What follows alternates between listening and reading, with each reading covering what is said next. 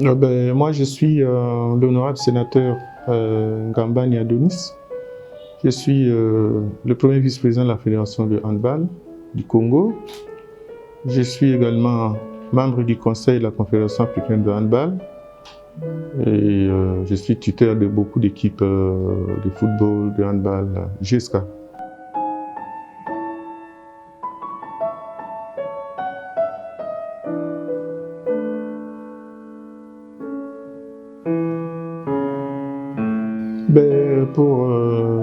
Merci d'abord pour cette question. Vous l'avez bien fait de souligner la prestation de nos léopards au niveau de la Coupe du Monde qui s'est jouée en Égypte l'année dernière. Maintenant, nous sommes dans un autre cadre. Nous sommes dans le cadre de la Coupe d'Afrique des Nations de handball, qualificatif pour la prochaine édition de la Coupe du Monde. Et c'est pour ça que nous avons déjà commencé avec les préparatifs de cet événement, qui est la CAN qui va se jouer au Maroc au mois de juillet prochain. Et voilà.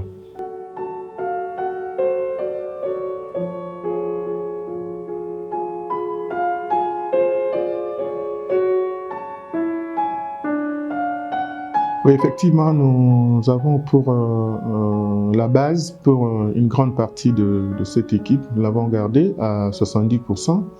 Et nous avons également renouvelé dans certains compartiments en accueillant certains de nos binationaux qui ont excellé au niveau de performances qu'ils ont fait lors des derniers championnats. Il va falloir que nous puissions reconstituer d'abord cette équipe qui a joué la Coupe du Monde et également nous avons 8 de nos compatriotes qui ont rejoint cette équipe et qui ont un bon niveau technique. Je crois les images qui nous arrivent déjà du stage qui vient d'être fait au niveau de Tunisie et de Hammamet et de Nabel sont suffisamment éloquents là-dessus. Et je pense qu'avec cette nouvelle équipe, nous ferons des bons résultats au niveau de la compétition qui aura lieu au Maroc.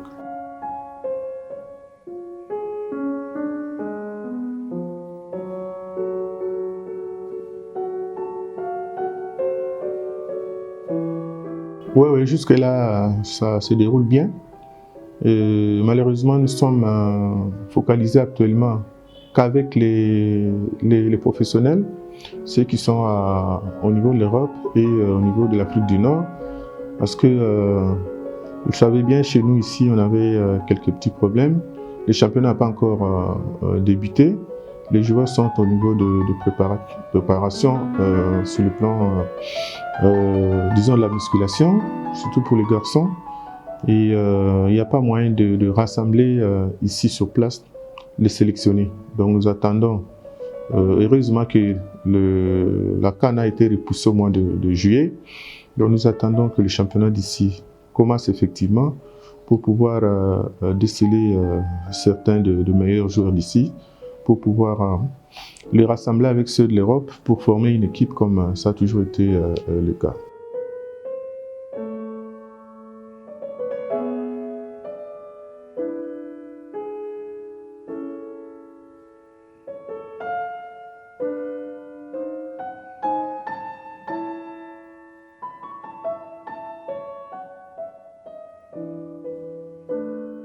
Oui, parce que nous avons, comme vous l'avez dit, participé à plusieurs reprises à cette compétition.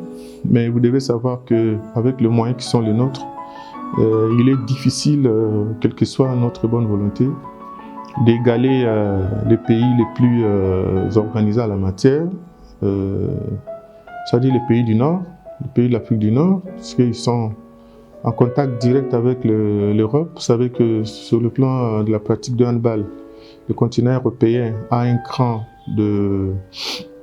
au-dessus de nous. Ils sont beaucoup plus organisés, ils sont outillés également, ils ont des infrastructures qu'il faut. Ça leur donne l'avantage d'être au-dessus de nous autres parce que nous sommes ce que nous sommes. Nous avons beaucoup de problèmes d'infrastructure surtout. Nous avons, pour avoir la bonne volonté, si nous avons de jeunes gens, des athlètes qui ont des qualités, disons, je dirais même beaucoup de qualités parce qu'ils arrivent à égaler dans leur façon de jouer les athlètes de l'Europe. Mais ce qui nous fait défaut, comme vous le savez, ce sont les infrastructures. Nous n'évoluons pas dans les mêmes conditions que ceux qui viennent de l'autre côté. Et ici en Afrique, c'est depuis très longtemps, c'est établi que du côté des garçons, du côté des messieurs, des hommes, ce sont les pays du nord de l'Afrique, du Maghreb, qui dominent cette compétition-là. Alors, si nous arrivons à faufiler parmi ces pays-là, si nous arrivons à avoir une place parmi les 4, c'est-à-dire que nous avons déjà éliminé 2 ou 3 pays du Maghreb. Donc, ça, il faut qu'on se jette des fleurs par rapport à ça. Nous devons encourager nos enfants en tenant un discours tel que, quelles que soient nos insuffisances sur le plan de l'investissement des infrastructures, nous devons compenser par notre façon de faire, par notre organisation. Et je crois que c'est ce qui se fait. Et pour cette fois-ci, nous allons au Maroc en tout cas pour monter sur le podium. C'est tel que je vois cette équipe-là, la manière dont les jeunes gens mouillent les maillots et puis la manière dont ils ont commencé avec la préparation, ça donne l'espoir que nous irons très loin.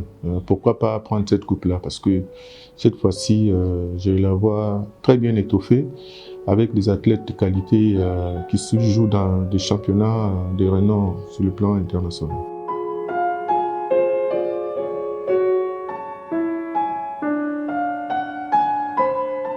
Oui, c'est-à-dire que avant l'émission, d'ailleurs, vous avez suivi la conversation que j'ai eue avec l'entraîneur. Donc, nous sommes en train de projeter pour ces 3 mois qui restent, au moins 3 stages pour nous permettre de compenser cette lacune qui a la jonction entre les pros et les locaux. Et nous souhaiterons d'ailleurs que le dernier stage, tel que nous avons prévu avec le staff technique, que le dernier stage vienne s'effectuer ici pour permettre à ceux d'ici de s'adapter par rapport au rythme de l'équipe. Nous allons certainement, pour des raisons de visa, faire un stage d'une manière séparée, c'est-à-dire le prochain stage se fera simultanément et en Europe et ici à Kinshasa, pour permettre à tous les 2 groupes, le groupe d'ici et le groupe de là, d'être au même diapason. Alors, pour les tout derniers stages, nous allons tout faire pour rassembler l'équipe et faire en sorte qu'il y ait des automatismes entre les deux groupes et pour en former qu'un seul, avant d'aller au Maroc.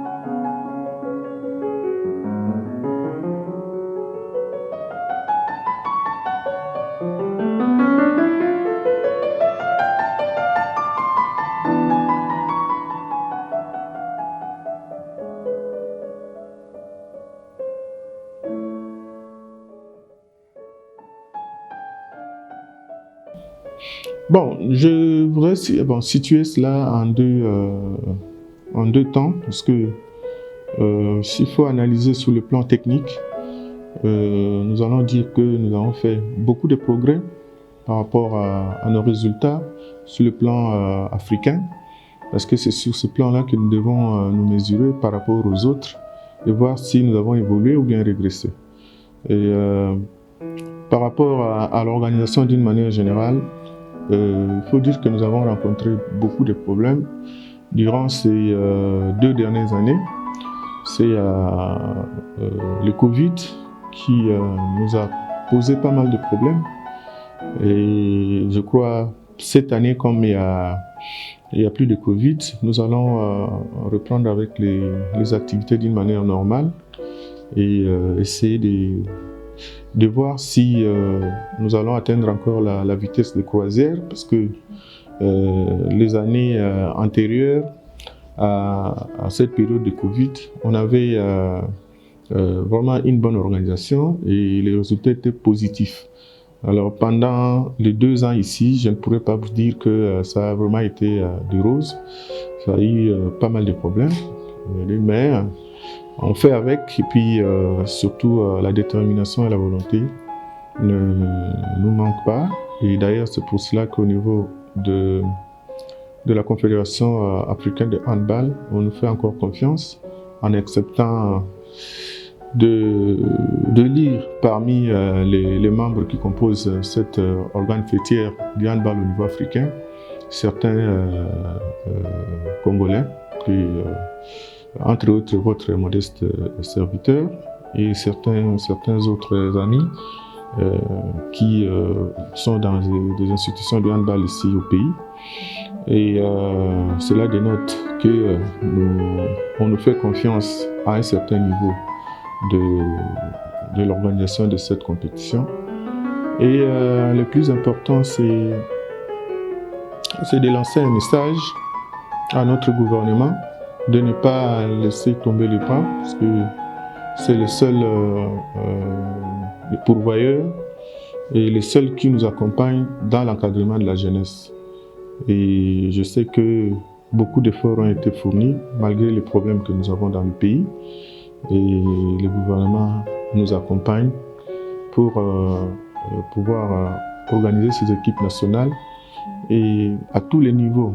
Ce qui s'est fait au niveau du football, nous souhaitons que ça puisse s'étendre au niveau des autres disciplines, parce que les équipes nationales sont la propriété de l'État congolais et c'est l'État qui doit en principe être le pourvoyeur.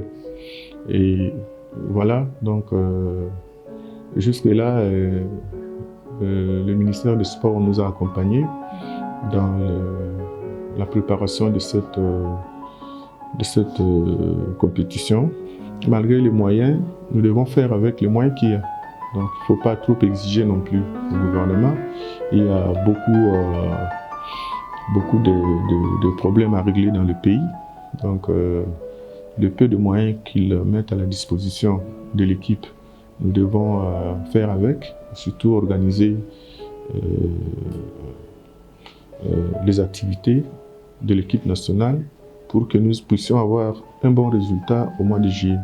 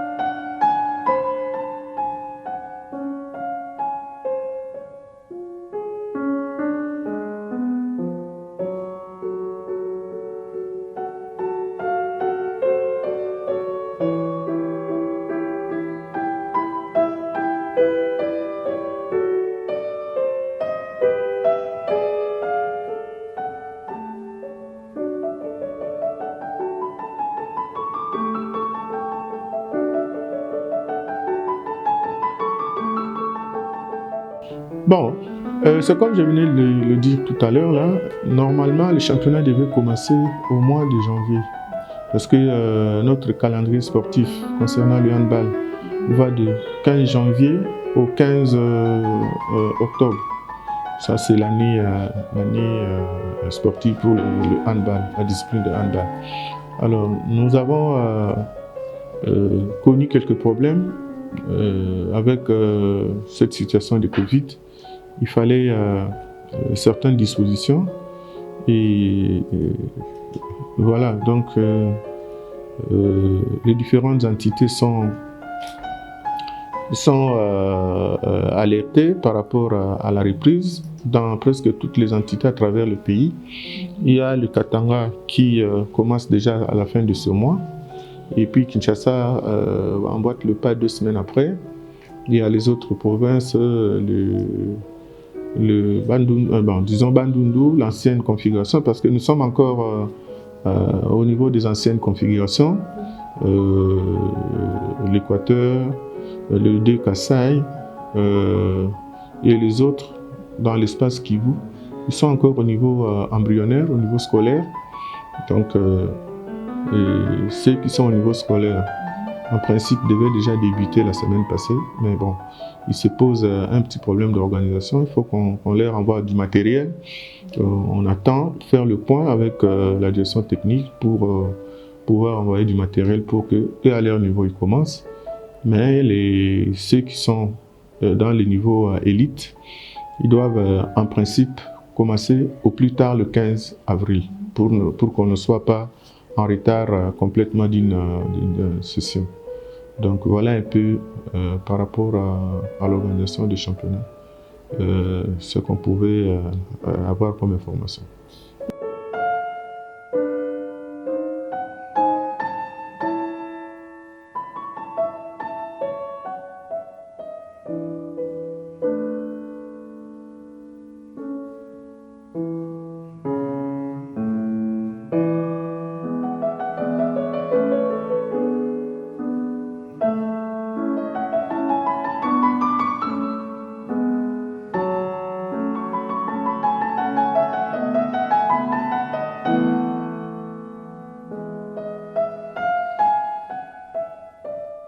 Bon, madame, vous savez, le handball, c'est parmi l'un des sports qui se joue dans une salle fermée.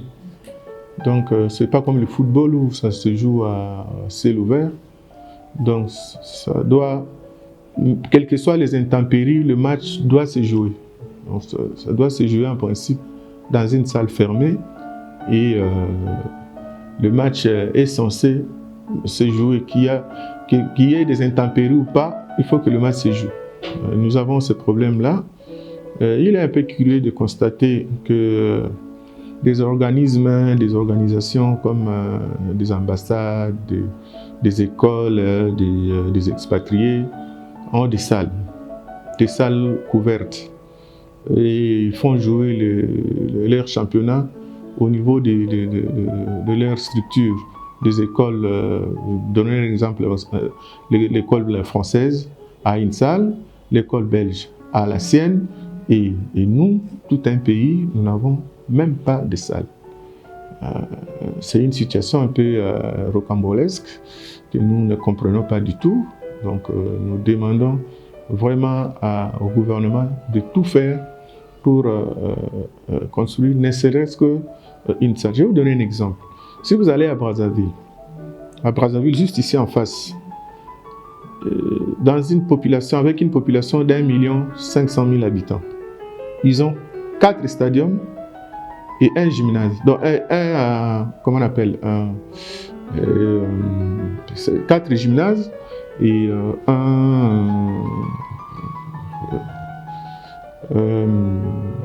une grande salle, hein? Les noms, ça s'appelle comment? Non, c'est alors une très très grande salle. Donc, à Brazzaville, vous avez 4 gymnases et vous avez un grand stadium à Kintélé. Alors, vous allez à un palais de sport, j'allais dire. Un palais de sport avec 4 stadiums pour une population d'1,5 million, 1,5 million habitants. Vous allez à Luanda, en Angola, pour une population de 2 millions, je crois, ou 2 millions, ou 3 millions à peu près. Ils ont 5 gymnases. 5 gymnases avec 2 grands palais de sport.